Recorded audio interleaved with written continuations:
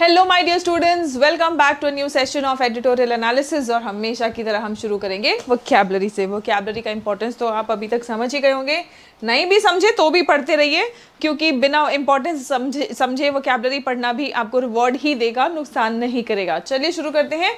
आज का पहला वर्ड है resistance. Resistance ANCE ending word, इसका पार्ट ऑफ स्पीच होगा नाउन। रेजिस्टेंस का मतलब क्या है?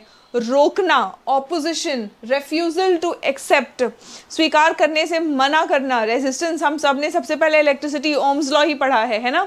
सो रेजिस्टेंस का मतलब क्या है? इलेक्ट्रिसिटी के फ्लो को जो मेटल रोकता है ज्यादा, है ना, इलेक्ट्रिसिटी को फ्लो नहीं होने देता, तो वो रेजिस्टेंस उसमें ज्यादा है, इजंट इट? सो रेजिस्टेंस मतलब ओपोज करना, opposition, refusal to accept. Defiance ANCE ending word है, ठीक है, ANCE एंडिंग वर्ड है, नाउन है। इसका वर्ब फॉर्म क्या होगा कमेंट करके बताइएगा, ठीक है। चलो इसी बात पे इसका भी वर्ब फॉर्म मुझे बता देना। रेजिस्टेंस का ऑपोजिशन, ठीक है। एंटोनिम क्या होगा? स्वीकार कर लेना, मान लेना बात। Acceptance, compliance, compliance. चलो कंप्लायंस का आपको वर्ब फॉर्म मैं बता देती हूँ, कंप्लाई, ठीक है। इस डिफायंस का और रेजिस्टेंस का आप मुझे बताएंगे, ठीक है। कंप्लाई, ठीक है। और कंप्लाई के साथ में एक और इंफॉर्मेशन देख लो, कंप्लाई के साथ में हमेशा प्रेपोजिशन आता है विथ। कंप्लाई विथ यानी कि पालन करना, ठीक है। कंप्लाई विथ, अबाइड बाय, ओबे करना। Now the language policy faced resistance in several states. जो लैंग्वेज पॉलिसी है उसको कई स्टेट्स में रेजिस्टेंस यानी कि ऑपोजिशन यानी कि विरोध का सामना करना पड़ा, ठीक है। वैसिलेशन। नाउ वैसिलेशन का मतलब क्या होता है? डामाडोल रहना। हम कहते हैं ना, यार मैं डिसाइड नहीं कर पा रहा हूँ क्या करूँ, ठीक है, मैं उसकी बर्थडे पार्टी में जाऊँ या ना जाऊँ, ठीक है। सो वैसिलेट करना, वैसिलेट करना मतलब इनडिसाइसिवनेस या फिर वेवरिंग। वेवरिंग मतलब अगेन आप डामाडोल हैं, आप स्थिर नहीं है कि मुझे यही काम करना है, ठीक है। हेजिटेशन है ये, इनडिसिशन है ये, राइट। एंटोनिम क्या होगा? डिसाइसिवनेस, मतलब आपने डिसाइड कर लिया, डिटरमाइंड है, आपका गोल, आपका लक्ष्य, आपका जो भी डिसीजन है वो क्लियर है कि हाँ मुझे ये करना है तो करना है, मुझे सिलेक्शन लेना है तो लेना है, ठीक है। Now the government's vacillation created confusion. Government जो वैसिलेट कर रहा था ना, क्लियर नहीं था कि ये करना ही है, तो गवर्नमेंट का जो वैसिलेशन था उससे कंफ्यूजन क्रिएट हो गया। उससे क्या हुआ? कंफ्यूजन क्रिएट हो गया। डेलिबरेट, डेलिबरेट का मतलब होता है, पहली बात तो डिस्कस करना केयरफुली, है ना, सोच समझ के अच्छी तरीके से अगर आप कोई काम कर रहे हैं तो आप उस पर डेलिबरेट करके काम कर रहे हैं, ठीक है। दूसरा है जानबूझ के। देखो ये है एक वर्ब, डेलिबरेट ना आप वर्ब की तरह भी यूज कर सकते हैं और एडजेक्टिव की तरह।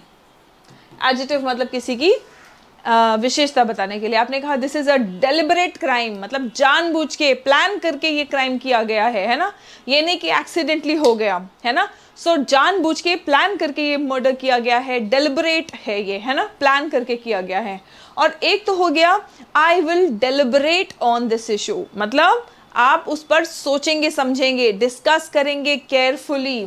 तो ये वर्ब है, वर्ब की तरह मीनिंग बिल्कुल अलग है, एडजेक्टिव की तरह मीनिंग बिल्कुल अलग है। और ऐसे बहुत सारे वर्ड्स होते हैं जिनका पार्ट ऑफ स्पीच बदला तो उसका मीनिंग भी बदल जाता है, और इसीलिए आपको पार्ट्स ऑफ स्पीच अच्छे से पहचानना बहुत ज़रूरी है, ठीक है। सो फर्स्ट मीनिंग है वर्ब का, सेकेंड मीनिंग जो है वो है एडजेक्टिव का, ठीक है बच्चों।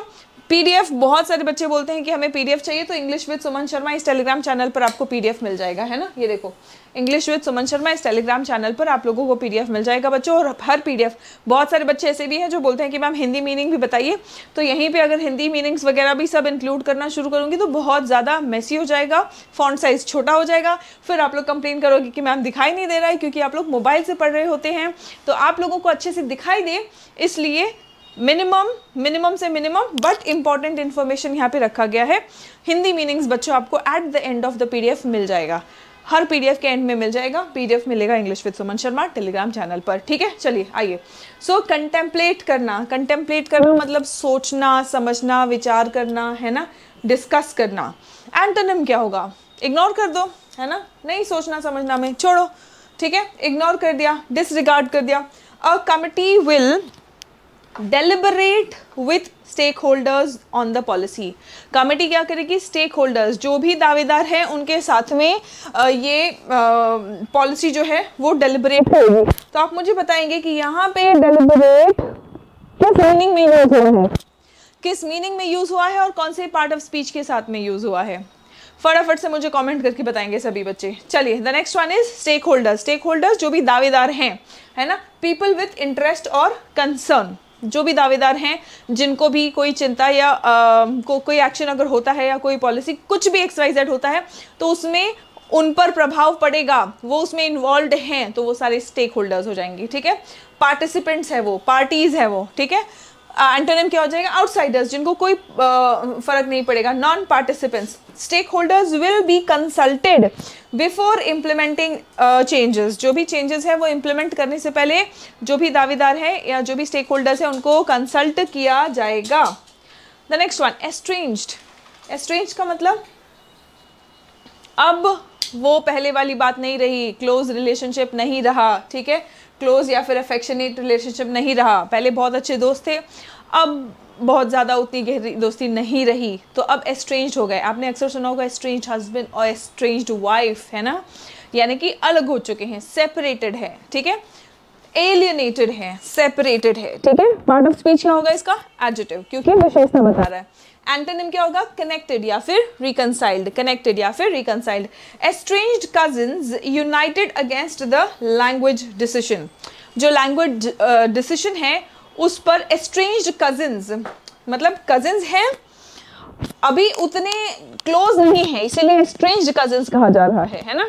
तो इतने क्लोज रिश्तेदार नहीं है, कजिन्स है, रिश्तेदार है, लेकिन उतने क्लोज नहीं है, लेकिन फिर भी इकट्ठे हो गए, यूनाइट हो गए लैंग्वेज डिसीजन के खिलाफ, against the language decision. Strident, Strident का मतलब क्या होता है, loud and forceful and often harsh. ठीक है, हार्श, लाउड, फोर्सफुल, इसको ये इसका पार्ट ऑफ स्पीच क्या होगा, एडजेक्टिव। ठीक है, स्ट्राइडेंट का पार्ट ऑफ स्पीच क्या होगा, एडजेक्टिव। अग्रेसिव है जो, फोर्सफुल है, एंटोनिम क्या होगा, माइल्ड या soft. The Thackerays represent a strident form of Marathi pride. Thackerays जो है ये मराठी प्राइड, इसका स्ट्राइडेंट फॉर्म रिप्रेजेंट करते हैं, यानी कि अग्रेसिव वाला जो फॉर्म है, ठीक है, उसको रिप्रेजेंट करते हैं ठाकरेज। ठीक है, जीनोफोबिया क्या है, बहुत इंपॉर्टेंट वर्ड, अगेन आपका एग्जाम में कई बार आ चुका है, प्रीवियस ईयर वर्ड है, प्रीवियस ईयर वोकैबुलरी है। ठीक है, xeno is a root word for foreigners, है ना। सो जीनोफोबिया मतलब फोबिया इज डर, सो फियर और हेट्रेड फॉर फॉरेनर्स, इनटॉलरेंस, आप टॉलरेट नहीं करना चाहते उनको, नेशनलाइजेशन। एंटोनिम होगा टॉलरेंस और ओपननेस। ठीक है, strident pride can sometimes lead to xenophobia. Strident pride यानी कि ठीक है, अपने आप के ऊपर गर्व करना बहुत अच्छी बात है, लेकिन अगर ये गर्व अग्रेसिव फॉर्म में चला जाता है तो कई बार जीनोफोबिया में बदल जाता है। जीनोफोबिया में बदलना मतलब फॉरेनर्स से नफरत होना, है ना, फॉरेनर्स से डर होना। Now imposition, imposition ION ending word है, नाउन है। इम्पोज इसका वर्ब फॉर्म है, इम्पोज करना मतलब लागू करना और फोर्सफुली लागू करना, imposition. Forcing something on others, enforcement, intrusion, घुसपैठ जिसको हम कह सकते हैं। ठीक है, घुसपैठ कैसे होता है, घुसपैठ में हमारे देश में या कहीं भी वो जाते हैं, फोर्सफुली जाते हैं, परमिशन लेके नहीं, दोस्ती में नहीं, है ना, that is something done, unwelcome होते हैं वो, है ना। So forcing someone to do something, तो आप उस पर इम्पोजिशन कर रहे हैं। ठीक है, रिमूवल और विड्रॉल इसके एंटोनिम्स हो जाएंगे। The policy was seen as an imposition of Hindi, ये जो पॉलिसी था उसको कैसे देखा गया कि भाई ये हमारे ऊपर एक हम कॉमन हिंदी स्लैंग में कहते हैं थोपने की कोशिश कर रहे हैं, है ना। तो उस पॉलिसी को ऐसा देखा गया कि हिंदी जो है ज़बरदस्ती उन पर इम्पोज किया जा रहा है। ठीक है, ऐसे देखा गया उस पॉलिसी को। पैराडॉक्स, पैराडॉक्स का मतलब क्या होता है, कोई ऐसी परिस्थिति जो अपने आप के ही विपरीत लग रही हो, है ना। पैराडॉक्स मतलब a situation that contradicts itself, contradiction, irony. ठीक है, एंटोनिम क्या होगा, कंसिस्टेंसी या फिर harmony. The paradox is promoting unity through forced uniformity. ठीक है। अब क्या कह रहे हैं, यूनिटी और यूनिफॉर्मिटी। यूनिफॉर्मिटी मतलब एक जैसा होना और यूनिटी मतलब एकजुट होना, ठीक है। तो वो कह रहे हैं कि पैराडॉक्स क्या है। अब इसमें अपने आप में ही विपरीत बात क्या है कि एकजुटता को फोकस किया जा रहा है समानता बना के, और वो भी कैसी समानता, कैसी यूनिफॉर्मिटी, फोर्स्ड यूनिफॉर्मिटी, ठीक है। यूनिफॉर्मिटी को फोर्स करके यूनिटी बनाने की कोशिश की जा रही है, ये पैराडॉक्स कहा गया है, ठीक है। देखो ना, इम्प्लीमेंटेशन, इम्प्लीमेंट मतलब लागू करना। देखो इम्प्लीमेंट में और इम्पोज में क्या फ़र्क है। इम्प्लीमेंट और इम्पोज दोनों का मीनिंग है लागू। वर्ड्स क्यों इंपॉर्टेंट होते हैं, या चॉइस ऑफ वर्ड्स क्यों इंपॉर्टेंट होते हैं। इम्पोज में फोर्सफुल है ना, वहाँ पर फोर्सफुल है। इम्प्लीमेंटेशन में फोर्स जैसा कुछ नहीं है, ठीक है। इम्प्लीमेंट किया जा रहा है मतलब लागू किया जा रहा है, the act of putting something into action. Execution, enforcement, antonym क्या हो जाएगा, प्लानिंग। एग्जीक्यूशन मतलब काम कर रहे हैं, काम करने के पहले क्या करते हैं, प्लानिंग, है ना। तो ये इसका एंटोनिम हो जाएगा। आप बोलेंगे मैम प्लानिंग और काम करना ये एंटोनिम कैसे हो गया। आपको कई बार कहा जाता है ना, खाली सोचते मत रहो, खाली प्लान्स मत बनाते रहो, प्लान्स पे काम करना भी जरूरी है ना। तो प्लानिंग इज, ठीक है, आप बातें कर रहे हैं, प्लान कर रहे हैं। एग्जीक्यूशन मतलब you are getting into the action, ठीक है। कैंसिलेशन, या फिर प्लान कर रहे हैं या फिर कैंसिल कर रहे हैं, ये दोनों भी एक्सट्रीम्स एग्जीक्यूशन के एंटोनिम बन जाएंगे, ठीक है। The actual implementation often deviates, deviate करना मतलब अपनी राह से भटक जाना, डेविएट करना मतलब अपनी राह से भटक जाना। The actual implementation often deviates from policy, policy कुछ और है और इम्प्लीमेंटेशन किसी और चीज की हो रही है ना, तो उसको कहते हैं डेविएट हो जाना, right. The next one is overwhelming. Overwhelming adjective है, ठीक है, मतलब बहुत ज़्यादा कोई चीज़ फोर्स में हो या मात्रा में हो कि सामने वाला परेशान हो जाए, ओ माय गॉड ये क्या हो रहा है ना। जो सोचने समझने से परे हो जाए कोई चीज़, है ना, एक्सेसिव हो जाए, तो हम उसको ओवरवेलमिंग कहते हैं। जिसको देख के आपको घबराहट होने लगी, ओ माय गॉड ये तो बहुत ज़्यादा हो रहा है ना, सो ओवरवेलमिंग कहते हैं, ऐसी चीज़ों को ओवरवेलमिंग कहते हैं, ठीक है। एंटोनिम क्या होगा, मिनिमल, कम या फिर स्लाइट। द ओवरवेलमिंग मेजॉरिटी में स्टिल ऑप्ट फॉर हिंदी। कहा जा रहा है कि ओवरवेलमिंग मेजॉरिटी मतलब ये जो मैसिव मेजॉरिटी है वो स्टिल हिंदी के लिए ऑप्ट करेगी। ऑप्ट करना मतलब चूज करना, ठीक है। ऑप्ट करना मतलब चूज करना। रीअसेस, रीअसेस दोबारा से असेस करना, दोबारा से इवैल्यूएट करना, रीइवैल्यूएट, है ना। आप लोग पेपर कई बार जब आपको लगता है कि नंबर कम मिले हैं या कुछ गड़बड़ है, तो आप क्या करते हैं, आप रीअसेसमेंट के लिए जाते हैं कि दोबारा चेक करो, मुझे कुछ गड़बड़ लग रहा है ना। रीअसेस मतलब दोबारा चेक करना, दोबारा इवैल्यूएट करना। The party needs to reassess its language strategy. Party की जो लैंग्वेज स्ट्रेटजी है उसको रीअसेस करने की जरूरत है, दोबारा देखने की, चेक करने की जरूरत है, ठीक है।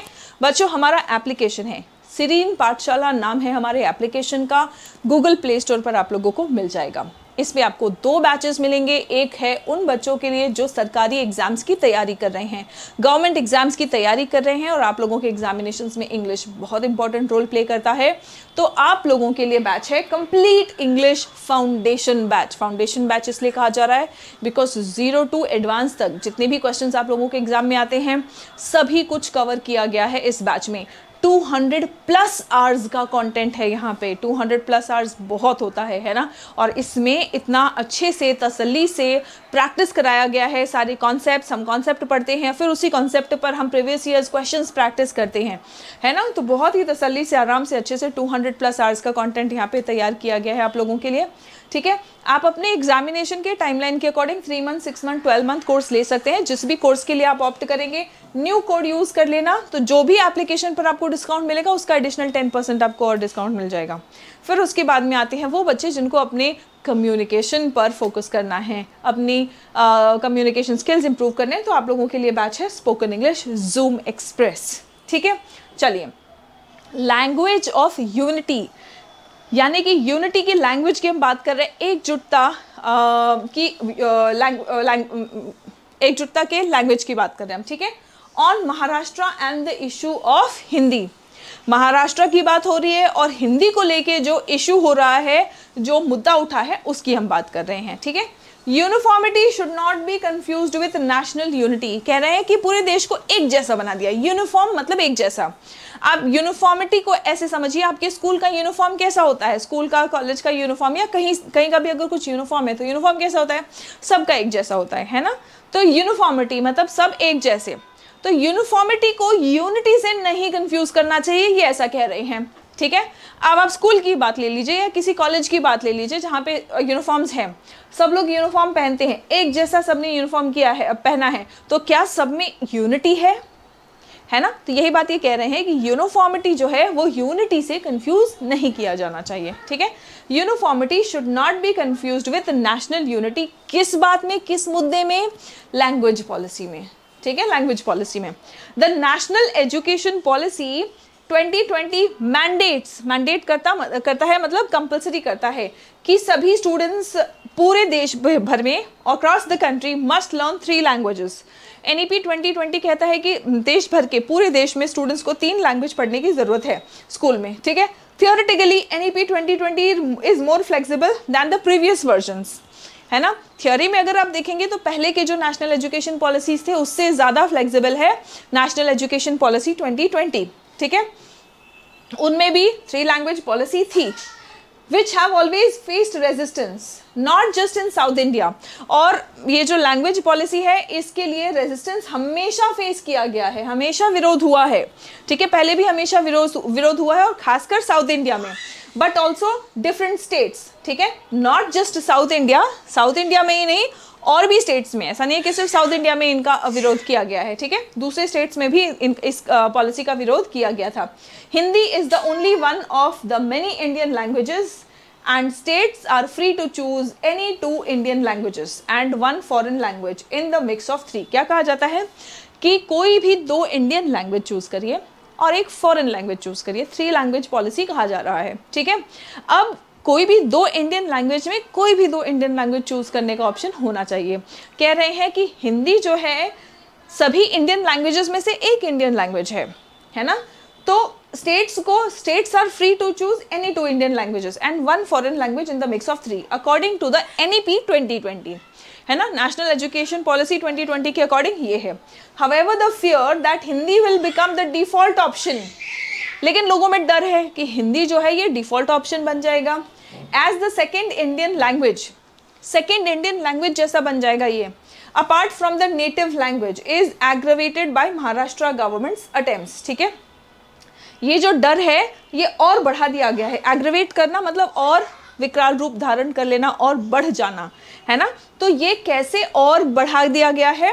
By Maharashtra government's attempts to prioritise Hindi over other regional languages, ठीक है। महाराष्ट्र गवर्नमेंट ने क्या किया कि उन्होंने कोशिश की है प्रायोरिटाइज करने के लिए, हिंदी को उन्होंने प्रायोरिटाइज किया बाकी रीजनल लैंग्वेजेस पर, and it's continuing vacillation on the issue. और इस बात पर, इस मुद्दे पर वो कंटिन्यूअस डामाडोल है, मतलब एकदम डिसाइसिव भी नहीं है, कंटिन्यूअस वैसिलेशन भी है। इस बात को की वजह से जो डर है कि हिंदी सेकेंड लैंग्वेज बन जाएगा ये एग्रेवेट हो गया है। The state has now withdrawn it's decision. अब इस स्टेट ने अपना डिसीजन वापस ले लिया है that Hindi will generally be taught. इन्होंने कह दिया कि चलो क्लास 5 तक हिंदी जनरली पढ़ाया जाएगा as the second Indian language after it kicked off a political storm in the state. कब उन्होंने विड्रॉ किया? पूरे राज्य में एक पॉलिटिकल स्टॉर्म आ गया है ना, कि नहीं ऐसे कैसे हो रहा है ना, and put the ruling Bharatiya Janata party on the back foot. On the back foot मतलब एक कदम पीछे लेना पड़ा, है ना। A committee headed by doctor Narendra Jadhav will now deliberate, ठीक है। अब एक कमिटी बनाई गई है, उसको हेड कौन कर रहे हैं? डॉक्टर नरेंद्र जाधव।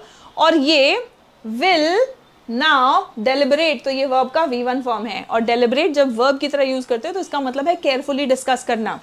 तो ये कमिटी जो है अब केयरफुली डिस्कस करेगी सभी दावेदारों से with all stakeholders on the relevance of the 3 language policy. ये जो 3 लैंग्वेज पॉलिसी है ये कितना रेलेवेंट है ना, उस पर डिस्कशन होगा।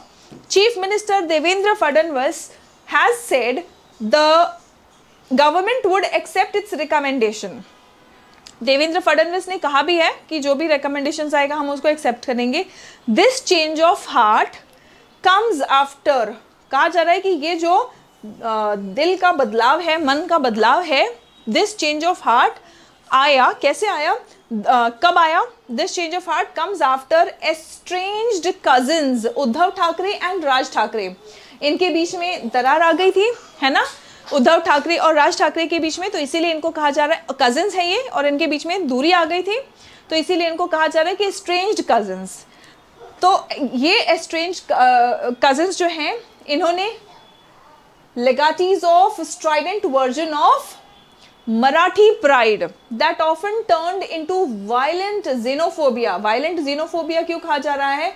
ये दोनों जन strident form of Marathi pride, मतलब जो थोड़ा aggressive form of Marathi pride, मी मराठी माणूस है ना, तो उसका प्राइड जो है और उसका अग्रेसिव फॉर्म जो कई बार वायलेंट हो गया है और वायलेंट जीनोफोबिया में कन्वर्ट हो गया है ना।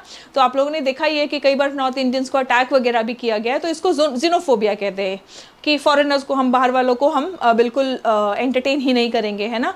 हम हमारे यहाँ आके मतलब हमारे एम्प्लॉयमेंट वगैरह, हमें एम्प्लॉयमेंट अपॉर्चुनिटीज़ हमारे जा रहे हैं या कम हो रहे हैं या व्हाटएवर, ठीक है, अलग अलग इनका होता है कि मराठी माणूस को राइट्स नहीं मिल रहे हैं या अपॉर्चुनिटीज़ उतने नहीं मिल रहे हैं। तो ये सब क्या है? जीनोफोबिया है, ये फॉरेनर्स से डर है, ठीक है, आउटसाइडर्स, बिकॉज नॉर्थ इंडियंस को आउटसाइडर कंसिडर किया जा रहा है वहाँ पे, तो वो वायलेंट फॉर्म में भी कन्वर्ट हुआ है कई बार। तो ये एस्ट्रेंज्ड कजिन्स जो है उद्धव ठाकरे और राज ठाकरे, ठीक है, जो Strident version of Marathi pride जो कई बार वायलेंट भी हो गया है, ये इकट्ठे हो गए जब, है ना, came together to oppose what they see as imposition. ये दोनों इकट्ठे हो गए और इकट्ठे होकर जो इनको लग रहा था कि यार इम्पोज किया जा रहा है हम पर, थोपा जा रहा है हिंदी, है ना, तो ये इकट्ठे होकर जब आए तब चीफ मिनिस्टर को ये कदम उठाना पड़ा, ठीक है। Evidently the language issue is uniting political rivals against the BJP. अब क्या कहा जा रहा है? एविडेंटली मतलब साफ दिख रहा है कि ये जो लैंग्वेज इशू है ना, ये पॉलिटिकल राइवल्स मतलब बीजेपी के जो राइवल्स हैं, जो एनिमीज हैं या जो कॉम्पिटिटर्स हैं, उनको एकजुट कर रहा है, यूनाइट कर रहा है। Languages associated with power gain more influences, ठीक है, कह रहे हैं कि जो पावर के साथ में एसोसिएटेड है लैंग्वेजेस, इसमें ज़्यादा इन्फ्लुएंस आ जाता है। But attempts to force languages on people on the back of political power can be divisive. Divisive मतलब विभाजन करने जैसा या बांटने जैसा साबित हो सकता है, बंटवारा करने वाला साबित हो सकता है। क्या? अगर पावर के दम पे, पॉलिटिकल पावर के दम पे अगर लैंग्वेज को फोर्स किया जाए तो क्या हो सकता है कि डिवाइसिव हो सकता है। द पैराडॉक्सेस, पैराडॉक्स मतलब जो अपने में ही विपरीत बात, कोई एक बात जो अपने में ही विपरीत हो, है ना। तो पैराडॉक्स क्या है कि that the BJP sees the 3 language policy as a question of national pride and unity. BJP 3 language policy को क्या दिख रहा है? प्राइड और यूनिटी का एक ऐसे सवाल या ऐसे प्रश्न की तरह देख रहा है, ठीक है। It is clear that most students including those in India's Hindi speaking regions, है ना। अब ये तो स्पष्ट है कि ज़्यादातर स्टूडेंट्स और ख़ासकर इंडिया के, भारत के हिंदी बोलने वाले क्षेत्रों में से जो स्टूडेंट्स हैं उनको इंग्लिश सीखना है। They want to learn English. According to Maharashtra minister Ashish Shelar, nearly a fifth of students in the state are learning a third language and the new policy would give that option to all students। कह रहे हैं कि लगभग 1/5 students जो हैं वो third language सीख रहे हैं और ये पॉलिसी जो है ये ऑप्शन दे देगा सभी स्टूडेंट्स के लिए, है ना। There are 15 languages including Hindi. कह रहे हैं कि 15 लैंग्वेजेस है हिंदी को इंक्लूड करके available in schools under the third language option. And when at least 20 students demand a language, कह रहे हैं कि अगर कम से कम 20 स्टूडेंट्स कोई एक लैंग्वेज डिमांड करें किसी स्कूल में, इट विल बी टॉट, तो वहाँ पे वो पढ़ाया जाएगा, ठीक है। While this sounds noble and politically neutral, अब ये सुनने में तो राजनीतिक तरीके से या पॉलिटिकल तरीके से सही और न्यूट्रल लग रहा है कि कोई बायस नहीं है, द एक्चुअल इम्प्लीमेंटेशन, लेकिन जब ये लागू होगा तो ये डिफरेंट होगा, ठीक है। कैसे? Hardly anyone in Bihar has learn Tamil और मलयालम और कन्नड़ और Telugu under the 3 language policy. 3 language policy में अगर आप देखेंगे तो हमारे नॉर्थ इंडिया से अगर कोई है तो वो मुश्किल से ही कोई ऐसा होगा जिसने तमिल या मलयालम, कन्नड़ या फिर तेलुगु पढ़ा होगा, ठीक है। The chances of N overwhelming majority, बहुत ज़्यादा भारी मात्रा में, भारी मेजॉरिटी में स्टूडेंट्स क्या सीखेंगे, क्या ऑप्ट करेंगे, क्या चूज करेंगे? Hindi as part of the 3 language policy is high, ठीक है। No state or school can offer a vast range of languages. अब कोई भी ऐसा स्कूल नहीं है जो सारे लैंग्वेजेस पढ़ा दे, सारे लैंग्वेजेस का ऑप्शन दे दे, ठीक है। The BJP must reassess its language policy taking into account the responses that are emerging from different parts of the country. कह रहे हैं कि बीजेपी को रीअसेस करना चाहिए, दोबारा से चेक करना चाहिए अपनी लैंग्वेज पॉलिसी को, ये ध्यान में रखते हुए, taking into account the responses that are emerging from different parts of the country. देश के अलग अलग भागों में से जो रिस्पॉन्स आ रहे हैं उनको ध्यान में रखते हुए बीजेपी को अपने लैंग्वेज पॉलिसी को असेस करना चाहिए, रीअसेस करना चाहिए, दोबारा चेक करना चाहिए। It must learn the language of unity, ठीक है। देखो कह रहे हैं कि एकता की भाषा सीखनी चाहिए। ये आप देखेंगे कि लैंग्वेज में क्लियरली क्रिटिकल है ना, हर जगह क्रिटिसाइज किया जा रहा है कि नहीं मतलब कहीं ना कहीं जो लैंग्वेज पॉलिसी है या जो अप्रोच है लैंग्वेज पॉलिसी की ओर रूलिंग पार्टी का, उसको कहीं ना कहीं क्रिटिसाइज किया जा रहा है, कहीं ना कहीं नहीं, मतलब क्लियरली। अब आप देख सकते हैं कह रहे हैं कि सीखना चाहिए। अगर मैं कहूँ कि तुम्हें वोकैबुलरी पे ध्यान देना चाहिए तो मैं कह रही हूँ कि तुम वोकैबुलरी पे ध्यान नहीं दे रहे हो, है ना, तो ये तारीफ नहीं है, ये एक तरह से क्रिटिसिज्म है तुम्हारा, है ना। मैं बोल रहा हूँ कि भाई वोकैबुलरी पे ध्यान दो, ठीक है। So you must learn vocabulary, you must improve और practice vocabulary. So that's I am telling you to improve, मैं इम्प्रूवमेंट आपको बता रही हूँ, है ना। तो मतलब कह रही हूँ कि कहीं ना कहीं कुछ कमी रह गई है, ठीक है। So what is the tone of the editorial? Editorial का टोन क्या है?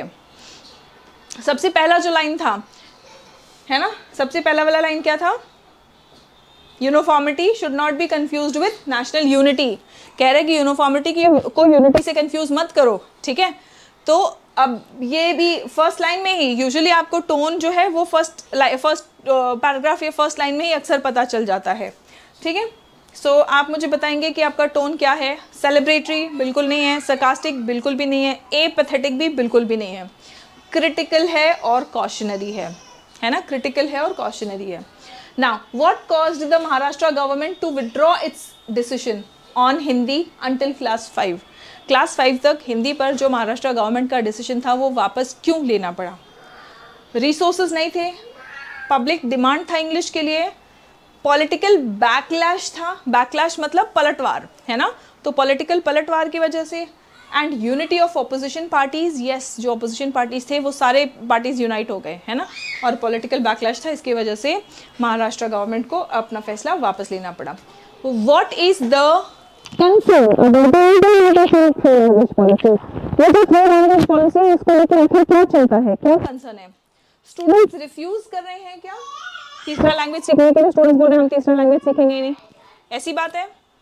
No teachers are available for regional language, regional language के लिए टीचर्स अवेलेबल नहीं है।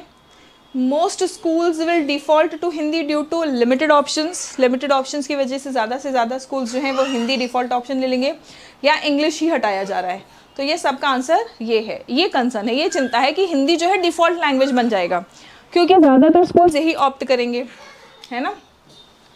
सिनोनिम ऑफ वैसिलेशन क्या है? वैसिलेट करना, डामाडोल होना, कंफ्यूज होना, आप कोई भी एक डिसीजन पे टिके नहीं हो, है ना, तो कॉन्फिडेंस तो ये नहीं है, कंप्लीशन कंप्लीट करना नहीं है, डिसीजन भी नहीं है, आंसर है हेजिटेशन, हेजिटेट करना, हिचकिचाना, है ना।